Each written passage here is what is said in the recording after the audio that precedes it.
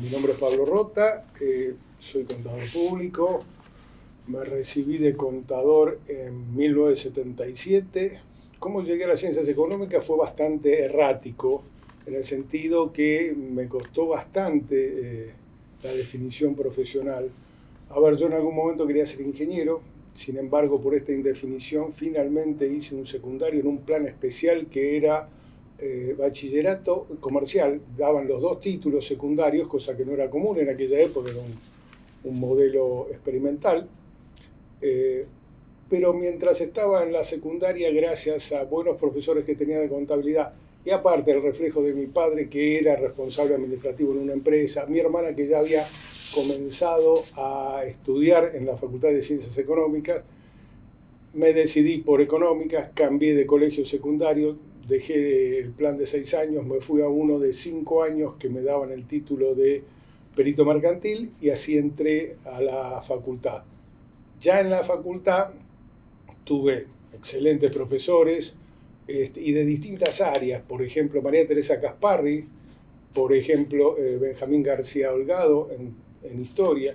Tuve muy buenos profesores de derecho, materias que yo detestaba visceralmente, no me gustaba, fue lo que más me costó de toda la carrera y sin embargo fueron de las cosas que más aproveché después en la vida profesional, hasta que entré en las materias tributarias con dos excelentes profesores en las materias que cursé, como Lionel Massad o Guillermo Balzarotti, que me volcaron plenamente a dedicarme a eso. Mi primer trabajo fue en un pequeño estudio contable que se dedicaba exclusivamente a la liquidación de impuestos y yo me veía como un profesional de esa especialidad. Sin embargo, ya próximo a recibirme, cursé la materia de sistemas de información, como creo que se llamaba en aquella época, con un profesor, Jorge Casino, que hizo dos cosas para definirme totalmente mi vocación de toda la vida, que fue, primero, cuando terminé la materia y me recibí, me nombró ayudante de su curso, y después él, que era gerente de sistemas de Mercedes-Benz, se puso con un amigo personal de él, que era Carlos Tomasino, hicieron un estudio contable desde la nada, de irse de su relación de dependencia. Yo fui su primer empleado y a partir de ahí empecé a trabajar en sistemas y me enamoré de la especialidad y de ahí en más me olvidé los impuestos hoy en día, pero liquida un colega, pero toda la vida me dediqué a eso y me apasionó el tema. La carrera docente en sí mismo me llevó a que en los primeros años estuviera en el curso de casino con otros ayudantes y viviendo la experiencia de, en aquel momento había una única cátedra que era del profesor Sioane, que conglomeraba todos los cursos de las materias, y él tenía una práctica muy sana, muy motivante en aquel momento, que cada mes por medio elegía un par de temas de la práctica de la materia y nos hacía pasar a todos los cursos, donde cada curso tenía, a razón de 3 cursos por tema, tenía que defender un tema, tenía que exponerlo, tenía que debatirlo, justificarlo, recibir las sugerencias, las críticas o los comentarios del resto de los cursos, y se generaba una especie de sana competencia entre los distintos cursos, saber quién lograba mayor adhesión en las propuestas de ejercicios prácticos que hacía. En esas instancias fue donde conocí a los que después fueron enormes amigos y colegas, como fue Juan Carlos Briano, como fue Carlos Walbot. También en esa competencia estaba un Alberto Balbieri, un José Luis Francia, que nos conocimos en aquella época siendo ayudantes de la materia. Bueno, finalmente me lleva el proceso de desarrollo de mi carrera docente, llamémosle así, a ser ayudante de Sioane, que era el paso previo a que el testeo final, antes de la salida del horno y puesto a cargo de algún curso, y en aquel momento el profesor Ciudadane, la verdad que me enseñó tremendas cosas de docencia con una capacidad fenomenal, pero él en particular estaba en un momento empresarial importante, tenía una empresa que fabricaba computadoras, armaba impresoras, estaba en un desafío mayúsculo de su carrera profesional, y el curso nuestro daba clase a las 7 de la tarde y era lo más común que golpe de teléfono a Massinelli en sala de profesores y le decía: Masi, dígale a Rota que hoy teníamos que dar este tema, que empiece a desarrollar el tema, que yo llego unos minutos más tarde y lo retomo.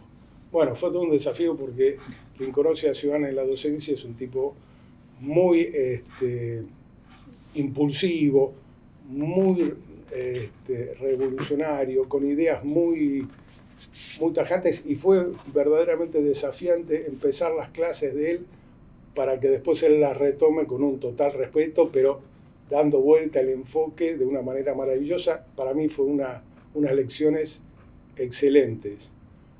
Tengo otra anécdota simpática de Ciudadane, que en aquel momento llegaba el día del parcial, yo aterrado que ese día no llegara tarde, llegó puntual, pero sin nada en la mano.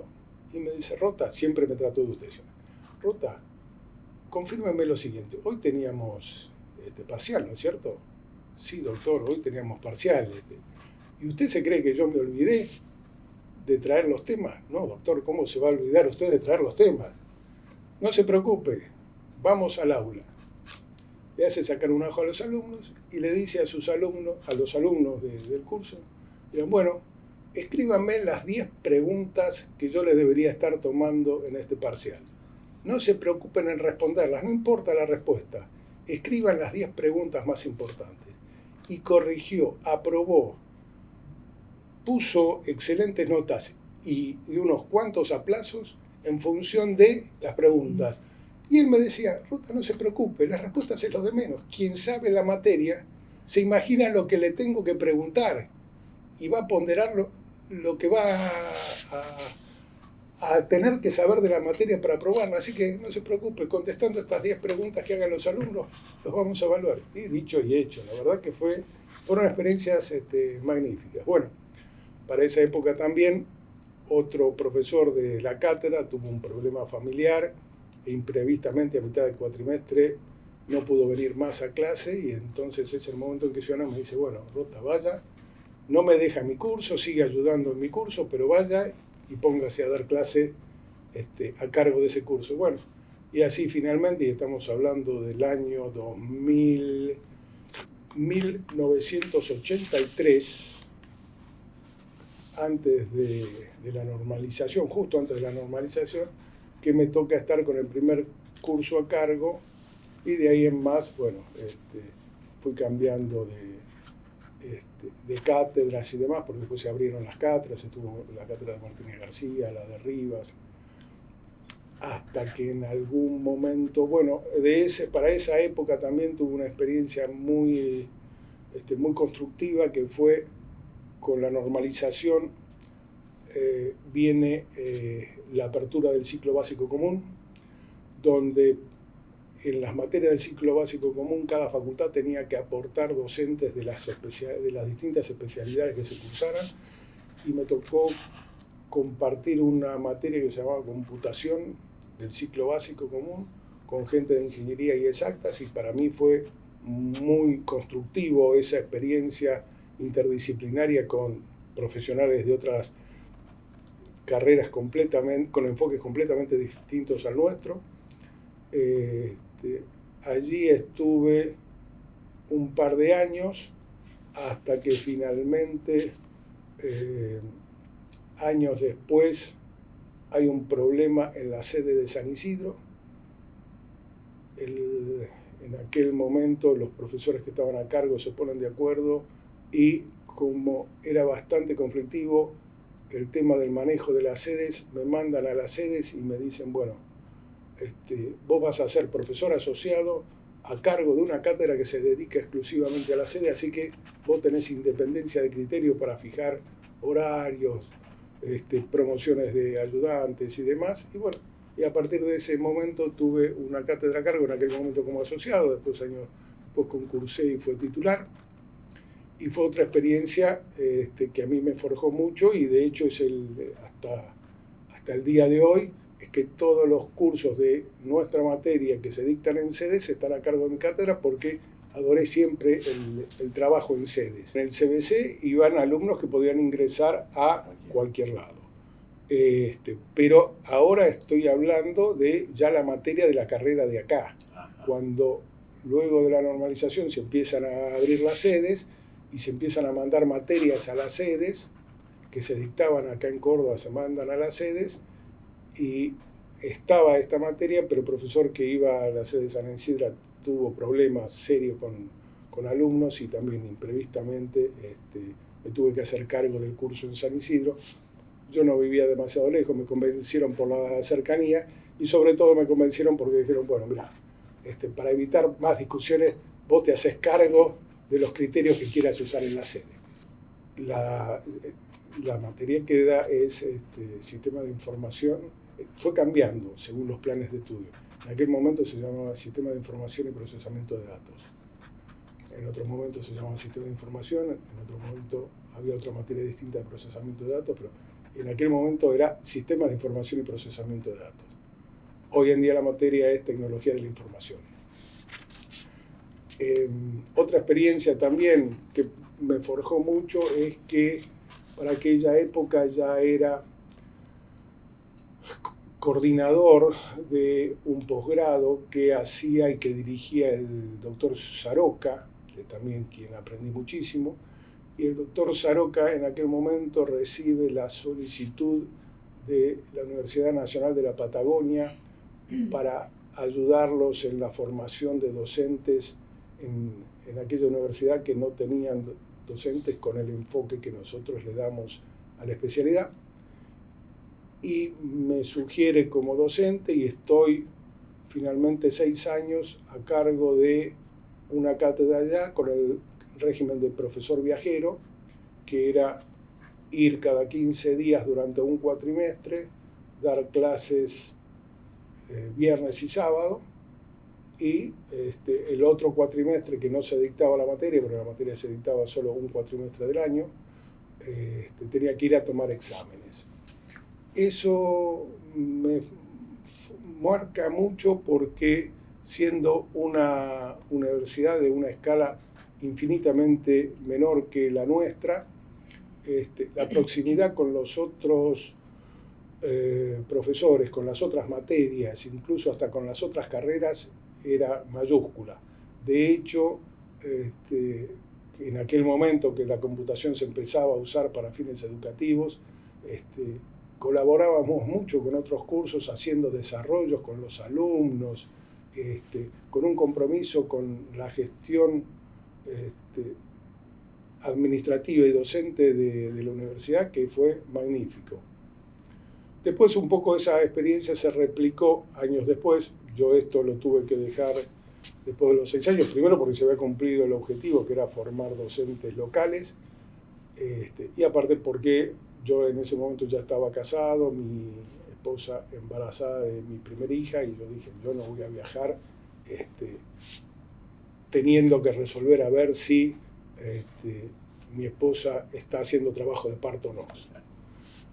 Hasta acá llegué con el profesor viajero, pero años después esa misma gente me viene a convocar para ir a la Universidad del Comahue con el mismo objetivo de formar docentes locales allá, y me encuentro con un esquema universitario muy distinto al que conocemos nosotros, porque era una universidad departamental donde yo dependía de un departamento que en verdad trabajaba con gente de ingeniería, de exactas de la universidad, y no teníamos una proximidad tan directa con la gente de ciencias económicas, donde otorgaban el título de contadores o licenciados en administración, pero nuestra dependencia académica correspondía a un departamento interfacultad.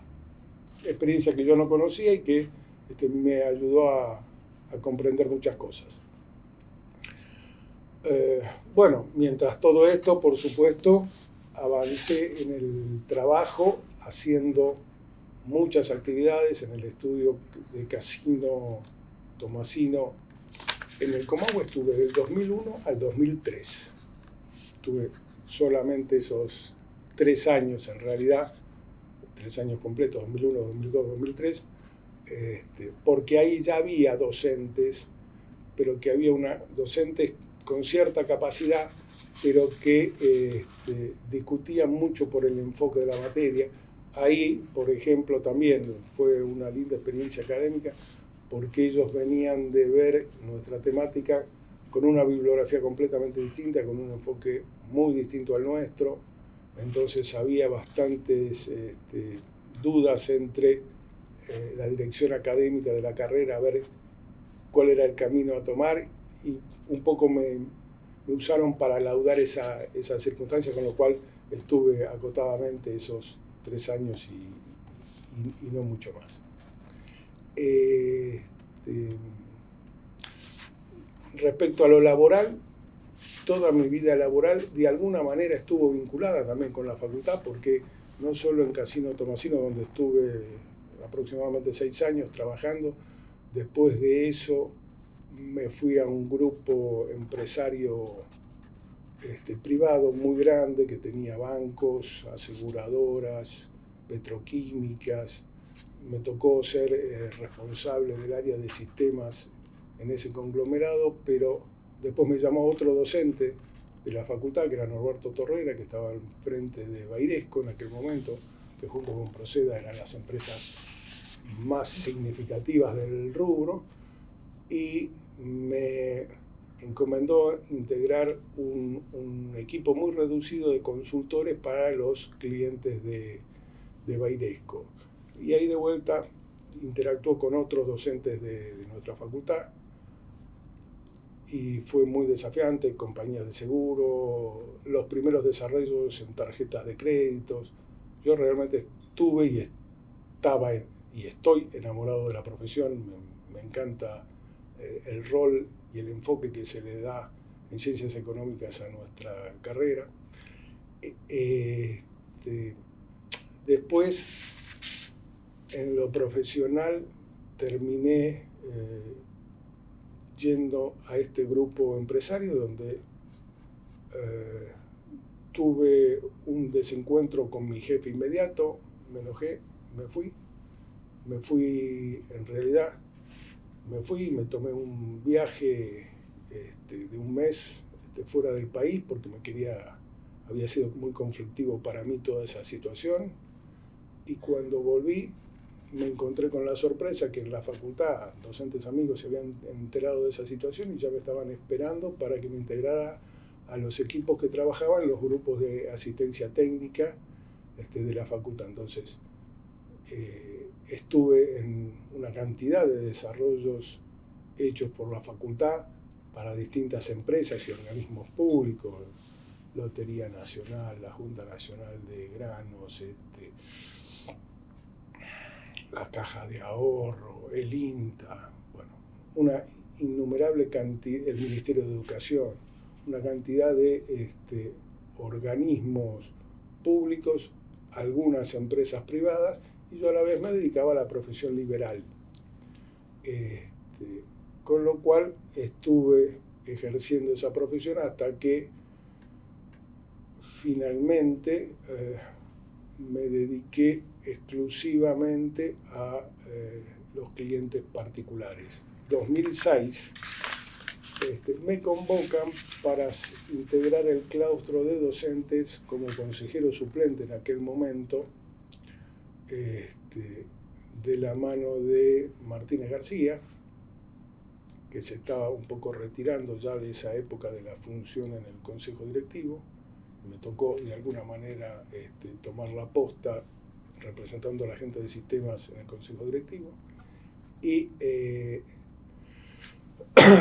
soy consejero directivo, primero suplente por 4 años y después como titular durante otros 6 años, es decir, con distintas gestiones.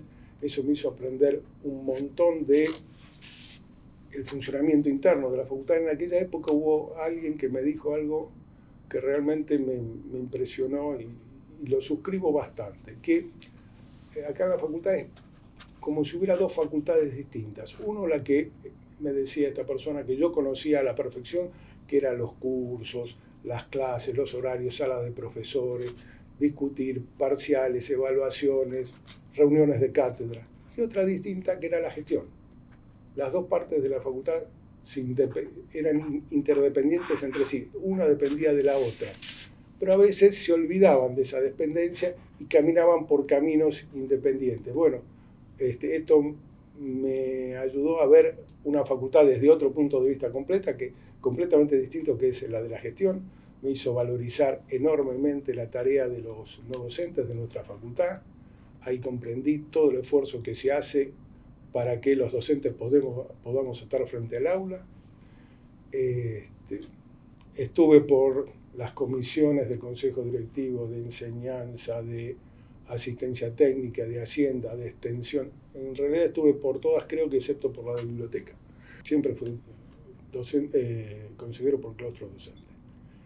Cuando yo asumo como consejero suplente, ya tenía un cargo de titular y siempre fui representando a los docentes. Y estuve en distintas gestiones, a veces con minoría opositora, otras veces no, hasta el año 2000. No, de 2006 a 2016, durante esos 10 años fui consejero. En 2016 en adelante, Alberto Barbieri me propone hacerme cargo de la Secretaría Académica y soy secretario académico por 6 años, desde 2006 al 2022. En la Secretaría Académica, en ese periodo tuve 2 grandes experiencias, que fue la primera de ellas, la acreditación de la carrera de contador público por la CONEAU, una experiencia inédita para nosotros, tener la CONEAU acá,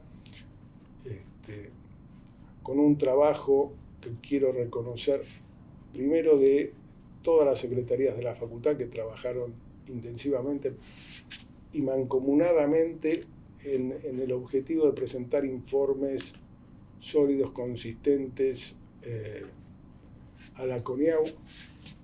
Trabajaron todas las secretarías y verdaderamente logramos hacer una muy buena presentación. Nos valió la acreditación por el plazo máximo de la CONEAU con las mejores calificaciones y prácticamente casi sin ningún tipo de observación. Y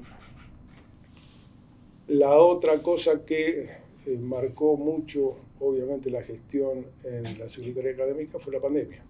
Otra cosa para la cual no estábamos preparados y en la cual inevitablemente nos sorprendió, como nos sorprendió a todos, y tengo muy grabado el primer sábado después de que se declarara la pandemia, que nos cita el decano Palen a su casa particular. Nos juntamos el secretario académico, el secretario general, el secretario de Hacienda, el asesor jurídico, para ver cómo íbamos a hacer. Y ahí esbozamos los primeros pasos a seguir, que por supuesto después hubo que ir incrementándolos y perfeccionándolos e inventando soluciones sobre la marcha, que también en aquel momento como secretario académico me tocó tener múltiples reuniones con otras facultades en las cuales me enorgullecía por 2 motivos. Primero, porque nuestros docentes colaboraron enormemente. El trabajo que hizo en particular el departamento de docentes, el departamento de sala de profesores, con los llamados y los seguimientos a los profesores a ver qué inconvenientes tenían, cómo podíamos ayudarlo, qué capacitación tenían para usar las herramientas virtuales y demás, fue magnífico. Y por otro lado, porque ya los antecedentes tecnológicos que tenía la facultad nos habían habilitado para que la pandemia nos agarró después de la primera semana de clase, para poder tener a todos los alumnos comunicados con sus docentes a través de plataformas virtuales, a través de correos electrónicos, a través de formas en las cuales no perdimos contacto docentes y alumnos, y nos posibilitó estar dando clases prácticamente una semana después de el aislamiento masivo que sufrimos en aquella época. Fue típico de la universidad, obviamente, toda la situación y en el momento que nos cae a nosotros, porque prácticamente en todas las facultades habían comenzado las clases inmediatamente la semana anterior a la declaración de pandemia. Lo que era particularmente nuestro era que nosotros teníamos ya una plataforma en la cual los profesores que querían la podían utilizar, pero tenían a su listado de alumnos acreditados en el curso, tenían forma de comunicarse con correo electrónico con los alumnos, decirles las consignas, qué se iba a hacer, qué no se iba a hacer, porque como nos sucedió a todos, la pandemia nos sorprende y cortó todo vínculo. Bueno, la relación docente-alumno se logró a través de esa plataforma que era preexistente a la pandemia y nos vino realmente magníficamente bien para salir muchísimo más rápido que lo que veo le pasó a muchas otras unidades académicas dentro de la UBA. Bueno, y así finalmente estuve en la Secretaría Académica hasta que en el 2022 me designan como secretario general. Dejo de ser secretario académico, paso a ser secretario general. Y ahí probablemente la experiencia más gratificante de todas fue que nos tocó reformular el reglamento interno del Consejo Directivo, que no tuvo grandes modificaciones, pero sí el acervo de un montón de experiencias que con pocos cambios y en particular todo lo que tiene que ver a la virtualidad para que no nos vuelva a pasar lo que nos pasó en la pandemia, previendo reuniones virtuales, dejando habilitadas puertas y posibilidades para que esa experiencia, si nos tiene que volver a pasar, ojalá que no, sea mucho más exitosa y mucho más fácil. Bueno, lo delicado que es modificar el reglamento del Consejo Directivo, lo pudimos hacer durante ese tiempo, también con la colaboración de mucho personal docente y con la experiencia de todos los que me antecedieron en los cargos, ¿no? Así que fue una muy linda y grata experiencia. En investigación, la verdad que mi fuerte fue, más allá de la docencia, lo que no estoy mencionando acá, porque tiene que ver más que nada con la actividad privada, fue la profesión, y en investigación incurrí en su momento en dirigir un par de proyectos PROINC, cuando se hicieron las investigaciones en cátedra, con algunos docentes que se sumaron de mi cátedra, pero no diría que fui un investigador nato. Quiero respetar a la investigación como tal, y hay gente que la ha trabajado y profundizado muchísimo más que yo. Sí me tocó la posibilidad de, a propuestas de un querido colega que es Claudio Fraijedo, sí hicimos para una editorial extranjera un libro que se llamó IT World, que era el recorrido y el estadio de avance y de aplicación de la tecnología en información empresaria en el mundo, y nos tocó el capítulo argentino, para lo cual convocamos algunos colegas, pero ese fue tal vez el trabajo de investigación más novedoso fuera de los estudios del PROIN, que reconozco, respeto, valoro, pero yo no diría que fui un docente investigador.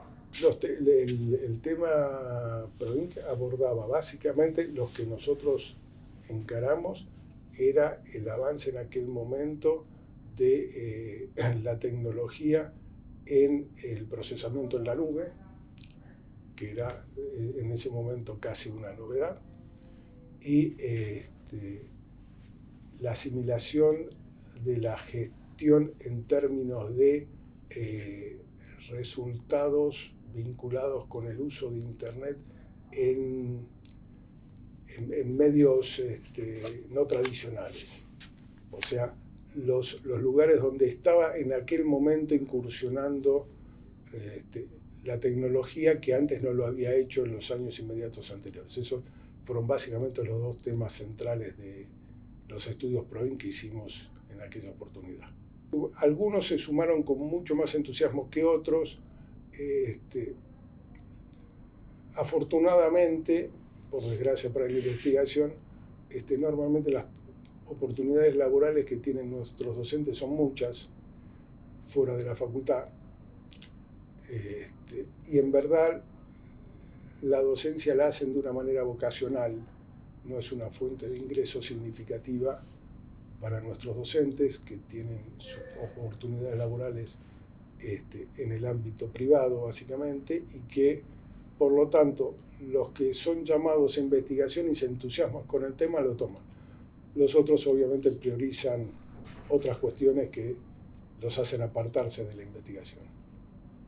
Y hay gente que está trabajando específicamente en investigación sobre inteligencia artificial aplicada a la docencia. En la facultad hay gente que está trabajando con esto, se están haciendo cursos de capacitación en el área académica sobre el tema. Los docentes no de la especialidad, sino de todas las especialidades se están enganchando, porque obviamente la inteligencia artificial es un impacto que nos llega a todos con una velocidad nunca vista y con un escenario inmediato que es impredecible. O sea, creo que nosotros mismos no tenemos idea de hasta dónde va a llegar y cómo nos va a cambiar nuestro día a día. Y bueno, yo coincido con los que opinan que la inteligencia artificial va a ser un cambio más importante para nuestro quehacer diario que Internet mismo. Si Internet nos cambió mucho las cosas, tenemos años suficientes como para acordarnos qué pasaba cuando no había Internet. Bueno, es difícil de explicarle a una persona joven de hoy en día. Lo mismo va a pasar, pero mucho más rápidamente con la inteligencia artificial. Nosotros no vamos a poder explicarle a nuestros nietos seguramente cómo vivíamos hoy en día sin el uso de la inteligencia artificial, como se está empezando a usar y se está usando en algunos casos en forma muy masiva. No solamente la programación, van a desaparecer y se van a reconvertir un montón de roles, pero eso ya es visible casi en forma inmediata. Me invitaron a un congreso hace poco tiempo. Me invitaron a un congreso hace poco tiempo a hablar del tema, y yo les decía a los contadores, les digo, miren, no parece tener mucho sentido que algunos de los clientes de ustedes sigan usándolo a ustedes para preguntarles cuándo vence el impuesto, cómo tienen que hacer una presentación, si en definitiva va a haber alguien que se lo va a poder contestar en forma mucho más rápida, las 24 horas del día, y probablemente a un costo nulo o ínfimo.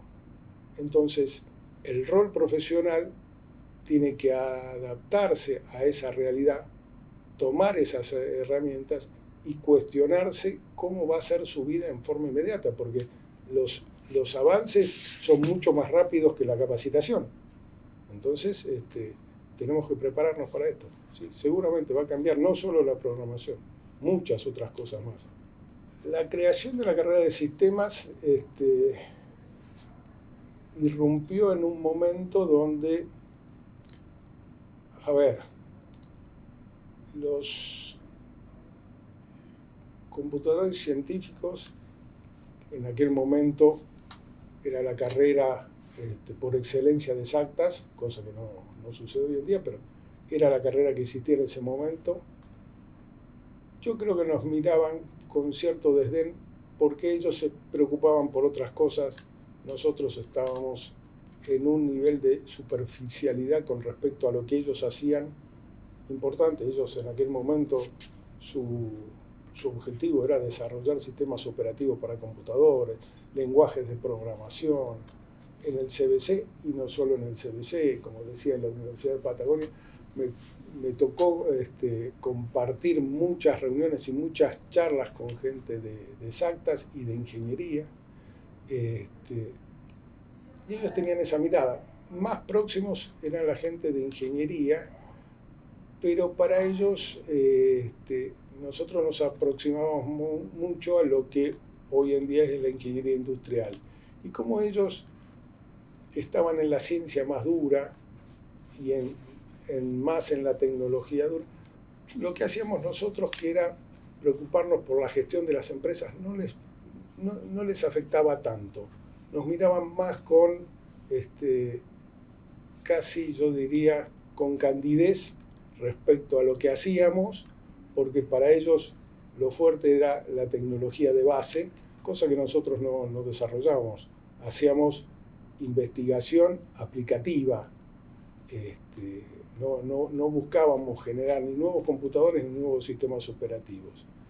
Entonces, una opinión muy personal, creo que en aquel momento nos dejaron avanzar. Probablemente se discutió bastante por el nombre de la carrera para no entrar en confusiones y en superposiciones, pero más allá de eso, creo que no vieron venir que el mercado laboral iba a demandar muchas soluciones de gestión para las empresas más que de tecnología de base. Que los clientes eran las empresas, las pymes, las grandes empresas, y no necesariamente los desarrolladores de computadores o de tecnología. Pero bueno, ese creo que fue el momento en el cual nosotros lanzamos la carrera, que fue sin lugar a dudas un enfoque que difícilmente se encuentre en otro lado, en esa época. Fue novedoso, yo diría, a escala latinoamericana, seguro, sin lugar a dudas, y a escala mundial no sé si hubo muchos antecedentes de ese enfoque de gestión tecnológica en escuelas de negocios. Pero la verdad que el trabajo que hicieron Sioane, Saroca y todos los que abrevaron a ese desarrollo de la carrera fue magnífico, fue innovador. Yo en este momento no estoy en asignaturas de la carrera, estoy en una asignatura que se da exclusivamente para contadores públicos. Pero sí, es constante el crecimiento, y probablemente ahora con la inteligencia artificial, con la gestión de datos y demás, va a tener mayor demanda todavía. Esta facultad para mí es mi familia. Yo, por una cuestión de formación paterna, mi padre fue así, como dije en algún momento de la entrevista, me volqué de alguna manera a esto por ver lo que hacía mi padre y por admiración a él. Él me apoyó en todo, pero no me facilitó nada. Nunca logré ningún trabajo a través de una recomendación de mi padre, ni nada por el estilo. Lo tuve que hacer solo, cosa que le agradezco profundamente. Hice lo mismo con mis hijos. Mis hijos no tienen nada que ver con nada que haya hecho yo. Pero sin embargo la facultad estuvo siempre metida en mi familia. Tan es así que cuando mi hija cumplió 15 años, yo ya estaba trabajando con otro gran amigo que me dio la facultad, que fue ayudante mío, César Briano, como lo fue también Víctor Beriansky o Virginia China, fueron ayudantes. Con ellos no solo desarrollamos cursos en conjunto, sino también tuvimos trabajos profesionales que hicimos y que fueron magníficas experiencias. Pero en aquella época cumplía 15 años mi hija y sabía que el gran amigo César Briano era mago. Bueno, la reunión de 15 años la animó César con sus trucos de magia, en un salón que hicimos allá por Olivos, y que era mi forma de integrar a la facultad junto con la familia, cosa que para mí eran ámbitos completamente aislados por esa formación que había heredado de mi papá. Pero sí, es realmente una familia la facultad.